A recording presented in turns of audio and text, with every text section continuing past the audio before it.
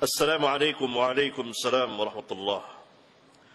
Ustaz, bagaimana sikap makmum mengenai kunut subuh jika imam melakukannya? Karena ustaz-ustaz lain yang bermanhaj salaf, mereka menganjurkan agar makmum tetap mengangkat tangan dengan berdalil lewat perkataan Imam Ahmad mengenai sikap makmum.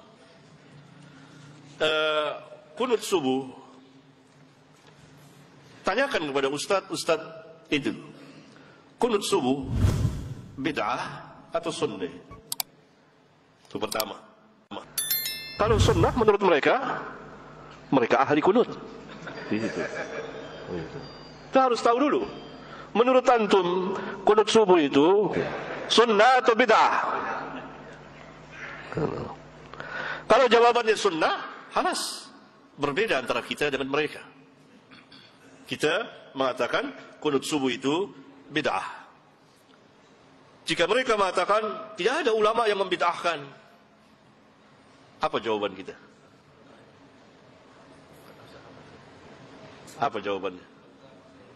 Enggak, apa jawabannya? Jawaban pertama, ketuanya ulama telah membid'ahkannya. Siapa? Sahabat. Ya bunayya, hai anakku, itu muhdatsah. Hai anakku, itu bid'ah. Kalau Syafi'i, Malik, Ahmad, Abu Hanifah dan lain-lain ulama tidak membid'ahkannya, misalnya, maka ada sahabat yang membid'ahkannya. Cukup bagi kita sahabat.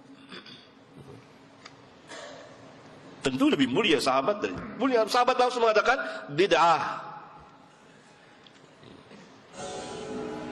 Ya?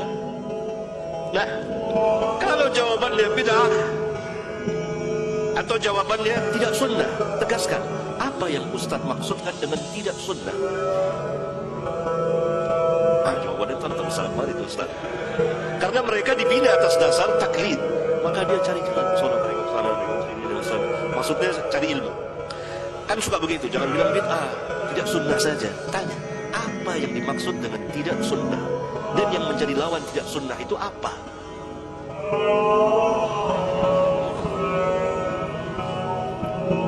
Bolehkah kita katakan usolli itu tidak sunnah? Iya, usolli tidak sunnah. Bolehkah kita katakan usolli itu bid'ah? Iya, boleh bid'ah, berarti sama dong. Sahih. Sebetulnya ikhwan, dalam dakwah seorang dai harus berilmu pertama, dan harus yakin dengan ilmunya, dan betul-betul membahas ilmiah, pembahasan ilmiah, dan harus memiliki syaja'ah, keberanian. Yang bid'ah nggak jadi masalah, yang sunnah. Nah, kalau itu bid'ah, tanya, bolehkah kita mengerjakan bid'ah dalam sholat? Diperintahkah kita mengerjakan bid'ah dalam sholat? Boleh nggak? Nggak boleh. Dalilnya? Sallu kama ra'aitumuni usalli. Salatlah sebagaimana kamu melihat aku salat, bukan sebagaimana kamu melihat mereka salat. Tidak, aku salat. Semuanya merujuk kepada Nabi yang mulia sallallahu alaihi wasallam. Mereka berkata lagi, kita diperintah untuk mengikuti imam. Innama ju'ilal imamu liyutamma bihi. Tanya, mutlaqan atau muqayyadan? Mutlakkah atau muqayyad dengan sunnah? Kalau dikatakan mutlaqan, berarti antum harus mengikuti imam yang mengangkat tangan lebih dari kepalanya. Gini. Berarti kita harus mengikuti imam yang bersedekap seperti ini ya. Gini. Kok antum nggak ikuti? Kan mutlakon. Gini. Antum harus mengikuti imam. Kenapa antum di sini lempeng, nggak bengkok seperti ini? Antum harus mengikuti imam yang sedekapnya mendekati farjinya gini. Kan gini nih.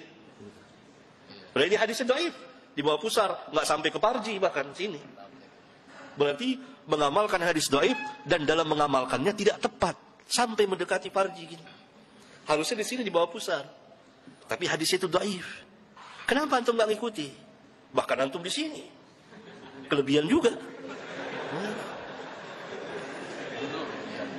Sahih. Saya ajak antum bebas merdeka. Ini saya. Antum imma mau ikut ustaz lah, antum merdeka. Saya hanya mau bahas ini. Untuk para pelajar merdeka. Bahas sendiri antum. Antum bisa baca kitab. Berarti tidak mutlak. Lalu ditanya lagi, oh kita kan pernah Nabi SAW salat 5 rakaat, sahabat ikut. Nabi lupa, itu bid'ah atau lupa? Bukan bid'ah, lupa, beda. Antum nggak bisa bedain antara lupa dengan bid'ah.